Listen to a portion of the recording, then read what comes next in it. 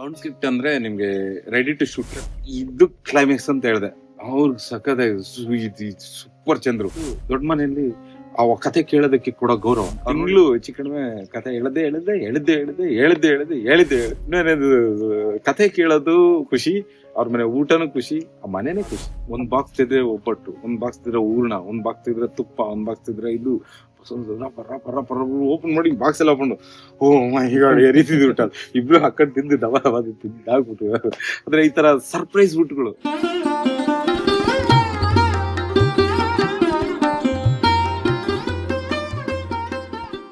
ಅಣ್ಣವ್ರ ಮತ್ತೆ ಫೋನ್ ಮಾಡ್ತಾರೆ, ಚಾನ್ಸೇ ಇಲ್ಲ, ಮುಗಿದ್ ಕತೆ ಇದು, top meeting. But at least okay, ಅಣ್ಣವ್ರ ಮನೆಗೆ ಬಂದ್ವಿ, ಒಂದ್ ಕಾಫಿ ಕುಡಿದ್ವಿ, ಅನುಭವ ಅಂತ ಅನ್ಕೊಂಡು ನಾನು ಹೊರಟ್ವಿ. ನಾನು ಮೋಹನ ಮಾತಾಡ್ಕೊಂಡು ಹೊರಟಾದ್ಮೇಲೆ ನಾನು ಇಲ್ಲೇನೋ ಬ್ಯುಸಿಯಾಗಿ ಆತರ ಇರ್ಬೇಕಾದ್ರೆ ನನಗೆ ವಿನಯ್ ಅವರೇ ಶನಿವಾರ ಫೋನ್ ಮಾಡಿ ಸಂಜೆ 5 ಗಂಟೆಗೆ ಫೋನೇ ಮಾಡಿದ್ರು. ಅವ್ರು ಹೇಳಿದ್ರು ಆ ಟೈಮ್ ಫೋನ್ ಮಾಡ್ತೀನಿ, ಆ ಟೈಮ್ ಫೋನ್ ಮಾಡಿದ್ರು. ಶಾಕು, ಫೋನ್ ಮಾಡಿದ್ರು ಅಂತ ಅವ್ರು ರಿಸೀವ್ ಮಾಡಿ ಹೇಳಿದಾಗ ನಾಳೆ ಮಧ್ಯಾಹ್ನ ಆಗುತ್ತೆ. ಓಕೆ, ಮಧ್ಯಾಹ್ನ ಊಟ ಬಂದ್ಬಿಡಿ ಸರ್. ಊಟ ಆದ್ಮೇಲೆ ನಿಮ್ಗೆ ಕತೆ ಕೇಳೋ ಅಭ್ಯಾಸ ಇದೆಯಾ ಅಂತ ಊಟ ಮಾಡ್ಕೊಂಡು ತುಗುಡ್ಸುಟ್ರೆ ಹೆಂಗೆ ಅಂತ ನಾನು ಇಲ್ಲ ಆರಾಮ್ಸೆ ಕೇಳ್ತೀನಿ. ನಮ್ಗೆ ಅಲ್ಲಿ ಫುಲ್ ಭಯಂಕರ ನಂಬಿಕೆ ಇಲ್ಲ, ಅಯ್ಯೋ ಊಟ ಆದ್ಮೇಲೆ ಮೀಟಿಂಗ್ ಏನಾಗುತ್ತೋ ಏನೋ ಅಂತ. ಬಟ್ ಅದು ಯಾರು ಏನೇ ಇರ್ಲಿ, ನಾನು ನನ್ ಕತೆ ಹೇಳೋ ಎನರ್ಜಿಗೆ ನಾನು ಕತೆ ಹೇಳುವಾಗ ನನ್ಗೆ ಒಂಚೂರು ಫ್ಲೋ ಸಿಗತ್ತಂಗೆ ಕಾಯ್ತಾ ಇರ್ತೀನಿ ನಾನು. ಸೊ ಅದು ಹಂಗೆ ಆ ಫ್ಲೋ ಸಿಕ್ಕಿಟ್ರೆ ಸಾಕು ನಂಗೆ ಕತೆ ಹೇಳೋದಂತ ಅಷ್ಟು ರೆಡಿ ಇದೆ. ವಿತೌಟ್ ಸ್ಕ್ರಿಪ್ಟ್ ಕತೆ ಹೇಳೋದಕ್ಕೆ ನಾನು ಆ ಥರ ಹೇಳ್ತಿದ್ದೆ ಕತೆ. ಸೊ ಅದೇ ಹೇಳಿದ್ರು ಅವ್ರು, ಓಕೆ ಆಯ್ತು ಬನ್ನಿ ಅಂದ್ರು. ಮತ್ತೆ ನಾವು ಹೋಗಿ ಊಟ ಮಾಡ್ಕೊಂಡು ಎಲ್ಲ ಕುತ್ಕೊಂಡಾದ್ಮೇಲೆ ಸರಿ ಹೇಳಿ, ಸೊ ಹೇಳಿ ಅಂತ ಹೇಳಿದಾಗ ಕೆಳಗಡೆನೆ ಒಬ್ರೇನಾ ಒಬ್ರೆ ವಿನಯ್ ಸರ್ ಒಬ್ರೇನೆ ಕಂಟಿನ್ಯೂಸ್ ಆಗಿ ಶುರು ಮಾಡಿ 2.5 ಗಂಟೆ ಬರ್ತಿ ಕತೆ ಹೇಳಿದೆ. ಆ 2.5 ಗಂಟೆ ಹೇಳಕ್ ಮುಂಚೆ ನಾನು ಸ್ವಲ್ಪ ಕೂತ್ ಹೇಳೋದಕ್ಕಿಂತ ಸ್ವಲ್ಪ ಓಡಾಡ್ಕೊಂಡ್ ಕತೆ ಹೇಳ್ಬೋದಾ, ಸ್ವಲ್ಪ ಆರಾಮ್ಸೆ ಟೇಕ್ ಯು ಫ್ರೀಡಮ್ ಇರ್ತದೆ ಆರಾಮಾಗಿ ಅಂತ ಹೇಳಿ. ನಾವು ಗೊತ್ತಲ್ಲ, ಆರಾಮಕ್ಕೂ ಮೇಷ್ಟ್ರು ಪಾಠ ಮಾಡ್ದಂಗೆ ಓಡಾಡ್ಕೊಂಡು ಹಿಂಗೆಲ್ಲ ಕತೆ ಒಂದಷ್ಟು ಹೇಳಿ ಮಾಡ್ಕೊಂಡೆ, ಒಂದಷ್ಟೇ ಕೆಲವೊಂದು ಆಕ್ಟ್ ಮಾಡಿ ತೋರಿಸಿ, ಕೆಲವೊಂದು ಕೂತು ನಿಂತು ಈ ತರದೆಲ್ಲ ಏನೇನು ಸಿಕ್ಕರೆ ನಾವು ರಂಗಭೂಮಿ ಇರಲ್ವಾ, ಬೀದಿ ನಾಟಕ ಜನರಲ್ಲ ಕೇಳ್ತೀನಿ. ಜನರಲ್ ಆಗಿ ಒಬ್ಬ ನಿರ್ದೇಶಕರ ಕತೆ ಹೆಂಗ್ ಹೇಳ್ತಾರೆ? ಎಲ್ರು ಹಿಂಗೆ ಪ್ರತಿಯೊಬ್ಬ ವಿಭಿನ್ನವಾಗಿದೆ, ಪ್ರತಿಯೊಬ್ಬ ಮನುಷ್ಯನೂ ವಿಭಿನ್ನ, ಅವ್ರವ್ರು ಕಂಫರ್ಟ್. ನನಗೆ ಹೆಂಗೆ ಅಂದ್ರೆ, ನಾವು ಬೀದಿ ನಾಟಕದಿಂದ ಬಂದವರು, ಸ್ವಲ್ಪ ಎಕ್ಸೈಟ್ಮೆಂಟ್ ಆಗಿ ನೀಟಾಗಿ ನಂಗೆ ಗೊತ್ತಿರೋದನ್ನ ನೀಟಾಗಿ ಹಂಗೆಲ್ಲ ಹೇಳ್ತೀವಿ. ಕೆಲವೊಂದು ಆಕ್ಟ್ ಮಾಡಿ ತೋರಿಸಿ, ಕೆಲವೊಂದು ಡೈಲಾಗ್ ಸಮೇತ ಹೇಳ್ತಿದ್ದೆ ಒಂದು. ಹಂಗಾಗಿ ಅದು ನೀಟಾಗಿ 2.5 ಗಂಟೆ. ಸ್ಟಾರ್ಟಿಂಗ್ ಹೇಳಿದ್ರಿ ಬೌಂಡ್ ಸ್ಕ್ರಿಪ್ಟ್ ತಗೊಂಡ್ ಬಂದಿದ್ದೆ ಅವ್ರಿಗೆ. ಬೌಂಡ್ ಸ್ಕ್ರಿಪ್ಟ್ ಅಂದ್ರೆ ಏನು? ಬೌಂಡ್ ಸ್ಕ್ರಿಪ್ಟ್ ಅಂದ್ರೆ ನಿಮ್ಗೆ ರೆಡಿ ಟು ಶೂಟ್. ಈಗ ಫಾರ್ ಎಕ್ಸಾಂಪಲ್ ಒಂದು ಸಣ್ಣ ಪುಟ್ಟ ದೃಶ್ಯ ತಗೊಳ್ಳೋಣ. ನೀವು ಬೆಂಗಳೂರಿಂದ ನಮ್ಮ ಮನೆಗೆ ಬಂದ್ರಿ, ಬಂದು ನಾನು ಮಾತಾಡ್ಸಿ ಕಾಫಿ ಕುಡಿದು ಕೂತ್ಕೊಂಡ್ರಿ, ಇಷ್ಟೇ ಸೀನ್. ಇಲ್ಲಿ ನೀವು ಬೆಂಗಳೂರಿಂದ ಬಂದ್ರಿ, ಬೆಂಗಳೂರಿಂದ ಹೊರಟಾಗಿಂದ ನೀವು ಎಲ್ಲಿ ಹೊರಟ್ರಿ, ಏನ್ ಕಾರು, ಎಲ್ಲೆಲ್ಲಿ ಕಾಫಿ ಕುಡಿದ್ರಿ, ಏನ್ ಡೀಟೇಲ್ಸ್, ಯಾವ ಕಾರು, ಯಾವ ರೋಡಲ್ಲಿ ಬಂದ್ರಿ, ಎಷ್ಟೊತ್ತಿಗೆ ನಿಲ್ಸಿದ್ರಿ, ಹೆಂಗಿತ್ತು, ಯಾವ ಕಲರ್ ಬಟ್ಟೆ, ಶರ್ಟ್, ಪ್ರತಿಯೊಂದು ಸಣ್ಣ ಸೌಂಡು, ಏನ್ ತಗೊಂಡ್ರಿ, ಇಲ್ಲಿ ಬಂದಾಗ ಎಷ್ಟು ಗಂಟೆ ಆಗಿತ್ತು, ಯಾವ ತರ ಲೈಟ್ ಇತ್ತು, ಯಾವ ತರ ಮನೆ, ಗುಡ್ಸ್ಲು ಮನೆನಾ, ದೊಡ್ಡ ಮನೆನಾ, ಸಣ್ಣ ಮನೆನಾ, ಒಳಗೇನಿತ್ತು, ಅಲ್ಲೇನ್ ಕುತ್ಕೊಂಡು, ಈಗ ಪ್ರತಿಯೊಂದು ಈ ತರ ಡೀಟೇಲ್ಡ್, ಎಲ್ಲಾ ಡೀಟೇಲ್ಡ್ ಸೌಂಡ್ ಸಮೇತ. ಸೊ ಆ ಡೀಟೇಲ್ಡ್ ನೀಟಾಗಿ ಅದನ್ನ ಓದಿದ್ರೆ ನಿಮ್ಗೆ ಕಣ್ಣಿಗೆ ಕಟ್ಟಂಗ ಆಗುತ್ತಲ್ಲ, ಅದಷ್ಟು ನೀಟಾಗಿ ರೆಡಿ ಟು ಶೂಟ್ ಆಗ್ತದೆ. ಈಗ ಎಲ್ಲ ಶಬ್ದ, ವಸ್ತ್ರ, ಕಲೆ ಅಂದ್ರೆ ಆರ್ಟ್ ಡಿಪಾರ್ಟ್ಮೆಂಟ್. ಈಗ ನಾವು ಕುತ್ಕೊಂಡಿರೋದು ಇದೇನು ಕೋಲ್ ಇದೆಲ್ಲ, ಈ ತರದೊಂದು ಕೋಲ್ ಬೇಕಂದ್ರೆ ಅಲ್ಲೊಂದು ಆ ತರದ್ದು ಇದನ್ನು ಕೂಡ ಬರ್ದಿದ್ರು. ಹಿಂಗಿನೇ ಅಲ್ಲೊಂದು ಮುರಿಯೋಂಗಿರುವಂತ ಬಾಳೆಹಣ್ಣಿಗೆ ಒಂದು ಕೋಲ್ ಇದ್ರು, ಇದನ್ನು ಬರೀಬೇಕು. ಡೈರೆಕ್ಟ್ ಈ ಶುಡ್ ಡೈರೆಕ್ಟ್ ಎವ್ರಿಥಿಂಗ್, ಎಲ್ಲ ಅವ್ನು ಡೈರೆಕ್ಟ್ ಮಾಡಿರ್ತಾನೆ, ಎಲ್ಲ ಅಲ್ಲೇ ಸ್ಕ್ರಿಪ್ಟ್ ಅಲ್ಲೇ ಆ ಡೈರೆಕ್ಷನ್ ಎಲ್ಲ ಬರ್ದ್ ನೀಟಾಗಿ ಇರುತ್ತೆ. ಎಲ್ರು ಕತೆ ಹೇಳಕ್ ಹೋಗ್ಬೇಕಾದ್ರೆ ಬೌಂಡ್ ಸ್ಕ್ರಿಪ್ಟ್ ತಗೊಂಡ್ ಹೋಗ್ತಾರೆ ಅಥವಾ ಕತೆ ತಗೊಂಡು? ಅದು ಕೂಡ ಡಿಫ್ರೆಂಟ್. ಈಗ ಮಣಿರತ್ನಂ ಸರ್ ಆ ತರದವರೆಲ್ಲ, ನಾನು ಅವ್ರದ್ದು ಸ್ಕ್ರಿಪ್ಟ್ ಎಲ್ಲ ಒಂದ್ ಸ್ವಲ್ಪ ಅಲ್ಲಲ್ಲಿ ಓದಿರೋದ್ರಿಂದ ನಂಗೆ ಗೊತ್ತಾಗುತ್ತೆ, ನನ್ಗೆ ಒಂದ್ ಸ್ವಲ್ಪ ಗೊತ್ತಿರೋದು. ಅವ್ರೆಲ್ಲ ಫುಲ್ ಡೀಟೇಲ್ಸ್ ಬರೆಯೋದಲ್ಲ.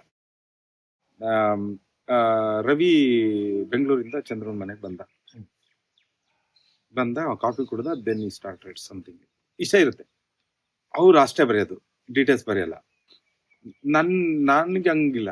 ನಾನು ಪೂರ್ತಿ ನೀಟ್ ಡೀಟೇಲ್, ಯಾವ ಕಾಸ್ಟ್ಯೂಮ್, ಯಾವ ಕನ್ನಡಕ, ಏನ್ ಶಬ್ದ ಕೇಳಿಸ್ತದೆ, ಎಷ್ಟು ಗಂಟೆ ಸಮಯ, ಎಷ್ಟು ಲೈಟ್ ಇತ್ತು, ಏನ್ ಶಬ್ದ ಕೇಳಿಸ್ತು, ಈ ಶಬ್ದ ಎಲ್ಲ ವಾತಾವರಣ ಎಲ್ಲ ಕಟ್ಕೊಡ್ತು.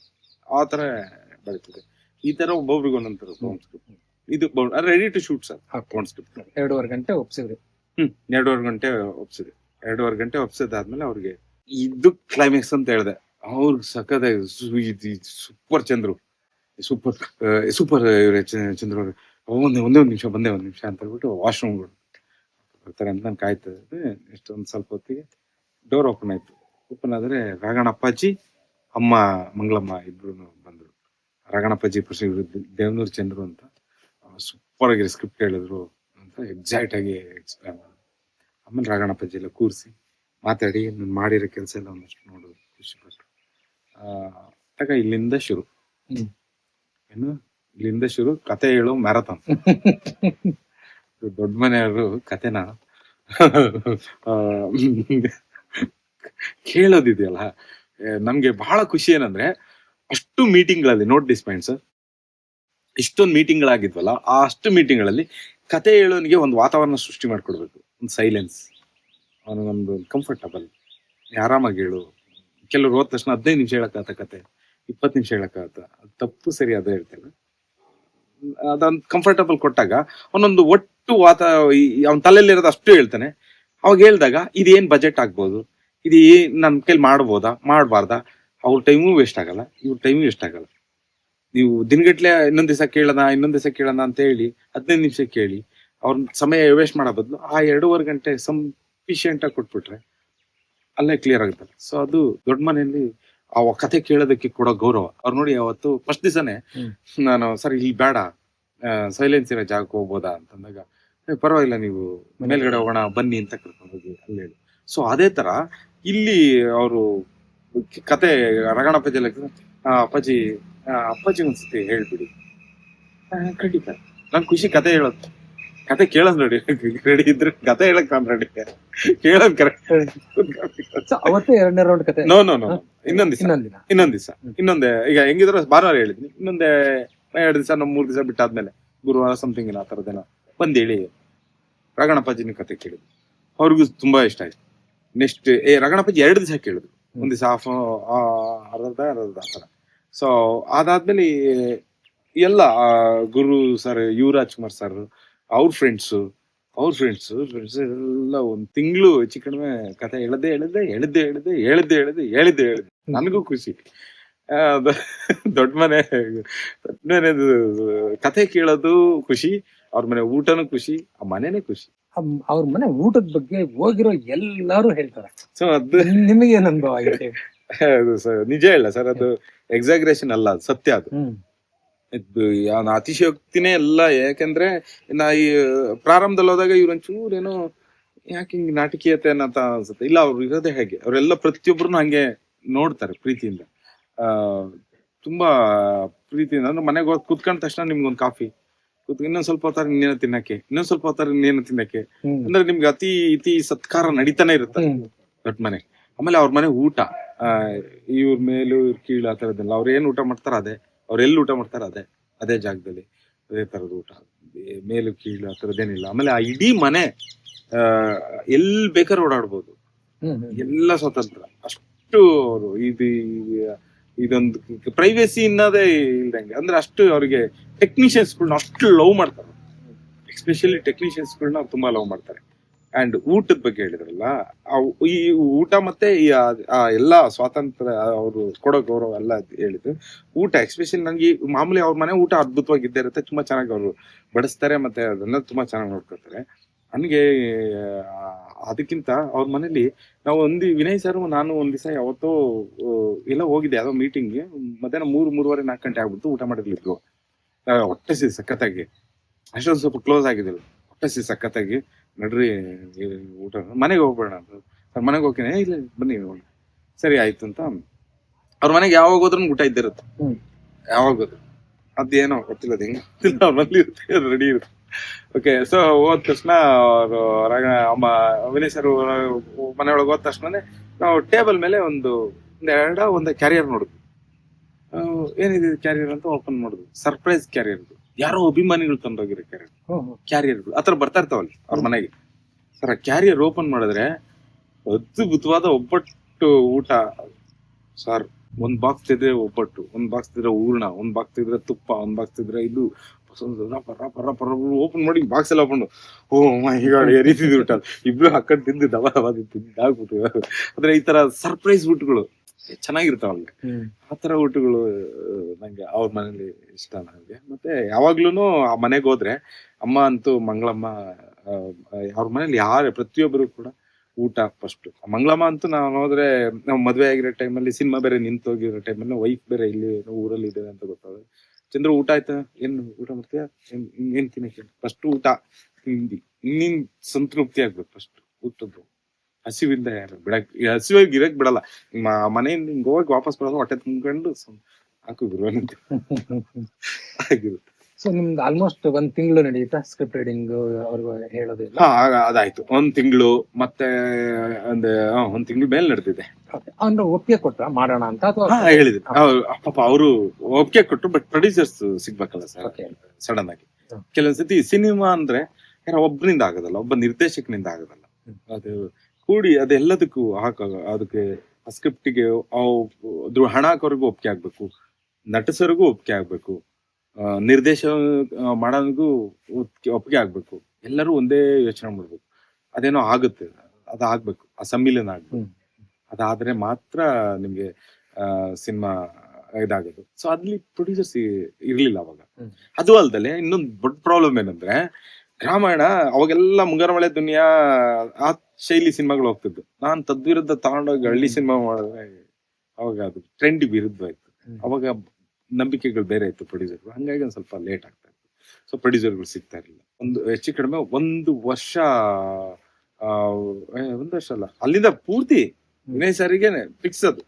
ಇರೋ ಬರ ಗಾಂಧಿನಗರದಲ್ಲಿ ಯಾರ್ಯಾರು ಸಿಗ್ತಾರ ಅವ್ರು ಎಲ್ಲರಿಗೂ ನಾನು ಕತೆ ಹೇಳಿದ್ದೆ. ಅಲ್ಲಿಂದ ಮುಂದಕ್ಕೆ ಪ್ರೊಡ್ಯೂಸರ್ ಕತೆ ಹೇಳಕ್ ಶುರು ಮಾಡಿದ್ರೆ ಅಲ್ಲಿಂದನೂ ಹೇಳಿದ್ದೆ. ಹಿಂದೂ ಪ್ರೊಡ್ಯೂಸರ್ ಹೇಳಿದ್ದೀನಿ. ಇಲ್ಲಿ ಇನ್ನೂ ನಮ್ಗೆ ಹೀರೋ ಫಿಕ್ಸ್ ಇವ್ರೇನೆ, ಇವ್ರು ಮಾಡ್ತಾರೆ, ನಿಮ್ ಕೈ ಪ್ರೊಡ್ಯೂಸ್ ಮಾಡೋದಕ್ಕೆ ಸಾಧ್ಯನಾ, ಕೆಲವರು ಅವ್ರವ್ರದೇ ಕಾರಣಗಳು ಹೇಳ್ತಾರೆ. ಸೊ ನನ್ಗೇನ್ ಅದೇನು ಬೇಜಾರಿಲ್ಲ, ಬಟ್ ಹೋಪ್ ಇತ್ತು ಇವತ್ತಲ್ಲ ನಾಳೆ ಇದಾಗುತ್ತೆ. ಫಸ್ಟ್ ಪ್ರೊಡ್ಯೂಸರ್ ಸಿಕ್ಕಿದ್ದ ಅವಾಗ?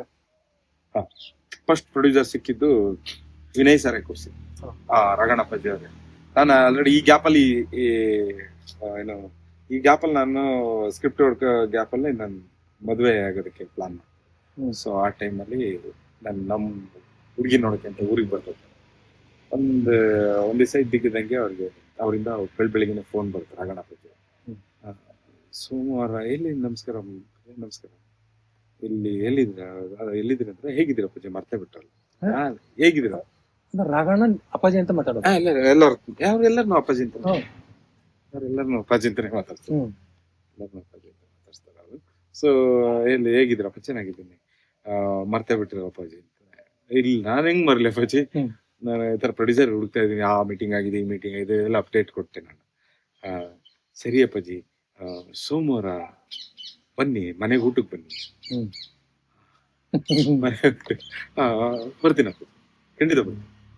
ಸರಿ ಆಯ್ತು, ಮನೆಗೆ ಹೋಗಿ ಊಟಕ್ಕೆ ಹೋಗಿ ಊಟ ಎಲ್ಲ ಆದ್ಮೇಲೆ ಅವ್ರು ಯಾವ್ದೋ ಒಬ್ರು ಒಂದು ಏನೋ ಅಪ್ಪ ಅಮ್ಮ ಪ್ರೀತಿ ಅಂತಾನೆ ಏನೋ ಒಂದು ಸಿನಿಮಾ ಅನೌನ್ಸ್ ಮಾಡಿದ್ರು. ಆ ಸಿನಿಮಾ ಏನೋ ಆಗ್ದಿಲ್ಲ. ಆ ಪ್ರೊಡ್ಯೂಸರು NLN ಮೂರ್ತಿ ಸರ್ ಅಂತ, ಅವ್ರನ್ನ ಪರಿಚಯ ಮಾಡಿಸ್ಕೊಳ್ತಾರೆ. ಅವ್ರಿಗೆ ಕತೆ ಹೇಳಿ, ಇಷ್ಟ ಆದ್ರೆ ಮುಂದೆ ಒಳ್ಳೇದಾಗ್ಲಿ ಅಪ್ಪಾಜಿ, ಅವ್ರಿಗೆ ಕತೆ ಇಷ್ಟ ಆಗುತ್ತೆ, ಅವ್ರ ಹತ್ರ ಮಾತಾಡಿದ್ವಿ ಅಂತ ಹೇಳಿದ್ರು. ಅವ್ರಿಗೆಲ್ಲ ಹೇಳಿದ್ರು.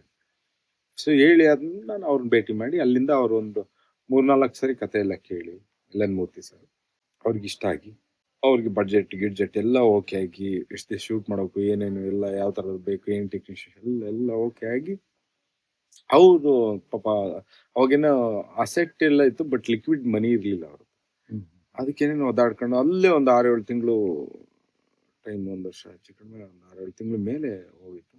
ಅದಾದ್ಮೇಲೆ ಒಂದು 5 ಡೇ ಅವರು ನಾಗರಬಾವಿನಲ್ಲಿ ಆಫೀಸ್ ಹಾಕಿದ್ರು. ಅದಾದ್ಮೇಲೆ ಪೂಜೆ ಎಲ್ಲ ಆಗಿ, ಅದಾದ್ಮೇಲೆ ಇನ್ನೊಂದು 6 ತಿಂಗಳು 7 ತಿಂಗಳು ಪ್ರೊಡಕ್ಷನ್ ಆಗಿ, ಅದಾದ್ಮೇಲೆ ಯಾವತ್ತೋ ಒಂದು ಶೂಟಿಂಗ್ ಸ್ಟಾರ್ಟ್ ಅಂತ. ಮೊದಲನೇ ಪ್ರೊಡ್ಯೂಸರ್ ನಿಮಗೆ ಪ್ರೊಡ್ಯೂಸ್ ಮಾಡ್ತಾರಲ್ಲ, ಅವ್ರ ಇದ್ರಲ್ಲಿ ಎಷ್ಟು ದಿನ ಶೂಟ್ ಮಾಡಿದ್ರಿ ನೀವು? ಒಂದು 22 ದಿವಸ ಶೂಟ್ ಮಾಡಿದ್ವಿ ಸರ್ ಅವರು ಇದರಲ್ಲಿ. ಹ್ಮ್. ಒಂದು ತುಂಬಾ ದಿವಸ ಹಾಕೊಂಡಿದ್ವಿ, ಒಂದ್ ತಿಂಗಳು, ಒಂದು 10 ದಿವಸದ ಮೇಲೆ ಜಾಸ್ತಿ ಹಾಕೊಂಡಿದ್ವಿ. ಹ್ಮ್. ಬಟ್ ಅಷ್ಟು ಶೂಟ್ ಮಾಡೋಕ್ಕಾಗಲಿಲ್ಲ. 3 ದಿವಸಕ್ಕೆ ಶೂಟ್ ಮಾಡ್ತಾರೆ. ಆಮೇಲೆ ಅವರು ರಂಗಣ್ಣಪ್ಪಾಜಿ ಅವರು ನಂಬಿಕೆ ಮೇಲೆ ಇಡೀ ಸೆಟ್ ಅವರು ಅವ್ರು ಹೇಳಿದ ಅಷ್ಟು ಡೇಟ್ ಮಾಡ್ಕೊಂಬನ್ನಿ, ಮುಗಿಸ್ಕೊಂಬನ್ನಿ ಅಂತ ಶೂಟ್ ಮಾಡೋದಕ್ಕೆ ಅವಕಾಶ ಮಾಡಿಕೊಡ್ತಾರೆ. ಬಟ್ ಒಂದು 22 ದಿವಸ ಶೂಟಿಂಗಿಗೆ ನಮ್ಮ ಅಜ್ಜಿ ತೀರೋಗುತ್ತೆ. ಸೊ ಅವಾಗ ಅಲ್ಲಿಗೆ ಪ್ಯಾಕಪ್ ಮಾಡಿ ನಿಲ್ಸಿ ಅಲ್ಲಿಂದ ಹೊರಡುತ್ತೆ. ಅದಾದ್ಮೇಲೆ ಶೂಟಿಂಗ್ ಇನ್ನೊಂದು ವರ್ಷ ಹಿಂದೋಗುತ್ತೆ. ಹಣ ಇಲ್ಲ, ನಾವೇನ್ ಜಾಸ್ತಿ ಬಡ್ಜೆಟ್ ಏನ್ ಅನ್ಕೊಂಡಿದ್ದು ಅಷ್ಟು ಒಳಗಡೆ ಸಿಕ್ತು. ಸೊ ಅದಾದ್ಮೇಲೆ ಮತ್ತೆ ಅವ್ರಿಗೆ ಏನೋ ಪ್ರಾಬ್ಲಮ್ ಆಗುತ್ತೆ ಪಾಪ. ಮತ್ತೆ ನಾನು ಸ್ಟಾರ್ಟ್ ಮಾಡಿ ಒಂದು 6 ದಿವಸ ಸ್ಕೆಡ್ಯೂಲ್ ಹಾಕೊಂಡಿರ್ತೀವಿ. 6 ದಿವಸ ಸ್ಕೆಡ್ಯೂಲ್ 3 ದಿವಸ ಸ್ಕೆಡ್ಯೂಲ್ ಅಷ್ಟೇ ಅಷ್ಟು ಮತ್ತೆ ನಿಂತೋಗುತ್ತೆ. ಪಾಪ ಏನೋ ಒದ್ದಾಡ್ಕೊಂಡು ಅವ್ರಿಗೆ ಈ ಸಿನಿಮಾ ಬೇರೆಯವ್ರಿಗೆ ಕೊಡೋಕೆ ಇಷ್ಟ ಇರಲಿಲ್ಲ. ಯಾಕಂದ್ರೆ ಮೂರ್ತಿ ಸರ್ ತುಂಬಾ ಇಷ್ಟ ಆಗಿದೆ ಈ ಸ್ಕ್ರಿಪ್ಟ್. ಮೂರ್ತಿ ಸರ್ ತುಂಬಾ ಇಷ್ಟಪಟ್ಟಿದ್ರು. ತುಂಬಾ ಅಂದ್ರೆ ಅವ್ರಿಗೆ ಭಯಂಕರ ಸ್ಕ್ರಿಪ್ಟ್. ಚಂದ್ರು ಈ ಸ್ಕ್ರಿಪ್ಟ್ ಬೇರೆ ನಾವು ಬಿಡಲ್ಲ, ಚೆನ್ನಾಗಿ ಮಾಡ್ಕೊಡ್ತೀನಿ, ಟ್ರೈ ಮಾಡ್ತಾರೆ. ನಾನು ಅದೇ ನಂಬಿಕೆ ಮೇಲೆ ಕಾದೆ. ಸೊ ಗ್ರಾಚಾರ ಹಿಂಗೆ ಹೋಗ್ತಾ ಸರ್ ಕೊರೋನಾ ಬರುತ್ತೆ ಸರ್.